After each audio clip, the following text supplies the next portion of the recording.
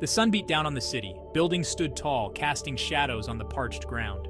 Water was scarce, a precious commodity carefully rationed. Yet amidst the city's dry landscape, a miracle bloomed. A vibrant garden flourished, an oasis of life in the heart of the thirsty city. This garden was a testament to hope and resilience. It buzzed with the sound of bees, their gentle hum a melody of life. Butterflies danced among the flowers, their wings painted with the colors of a forgotten rainbow. This garden held a story, a tale woven with threads of ancient wisdom and the promise of a sustainable future. Elias's garden was no ordinary garden. It was a living testament to the ancient methods of water conservation. Terraced beds mimicked the contours of the land, capturing every drop of rain. Clay pots, buried beneath the soil, slowly released moisture to the thirsty roots. Each plant in Elias's garden had a purpose. Aloe vera, with its succulent leaves, thrived in the dry climate. Native herbs, accustomed to the arid conditions, perfumed the air with their resilience. Every inch of the garden spoke of harmony, a delicate dance between human ingenuity and nature's wisdom. One day I stumbled upon Elias's garden. Like many in the city, I had only known a life of water scarcity. I looked upon Elias's garden with wide-eyed wonder. It was a stark contrast to the concrete jungle I knew. Intrigued, I approached Elias. I had heard whispers of his garden, a place where life thrived against all odds. Elias, sensing my curiosity, smiled gently. He saw in me a reflection of his own youthful thirst for knowledge, a desire to understand the intricate workings of the natural world.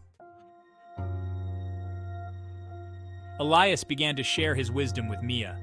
He told her stories of the city's past, a time when rivers flowed freely and wells overflowed.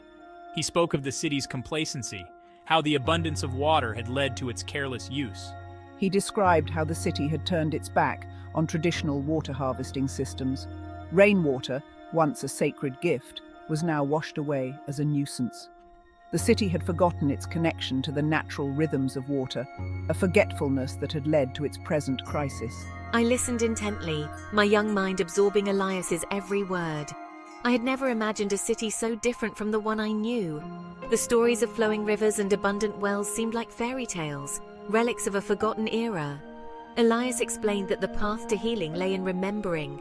He spoke of the importance of rainwater harvesting, of respecting the value of every drop. He taught me about the interconnectedness of all living things, how water wove a delicate web of life. Under Elias's guidance, Mia became a devoted student. She learned the art of composting, transforming kitchen scraps into nutrient-rich soil. She helped Elias build small earth dams to slow down rainwater runoff, allowing it to seep into the ground. As Mia worked alongside Elias, she felt a sense of purpose bloom within her. The garden became her sanctuary, a place where she felt connected to something larger than herself. She realized that the solutions to the city's water crisis were not complicated.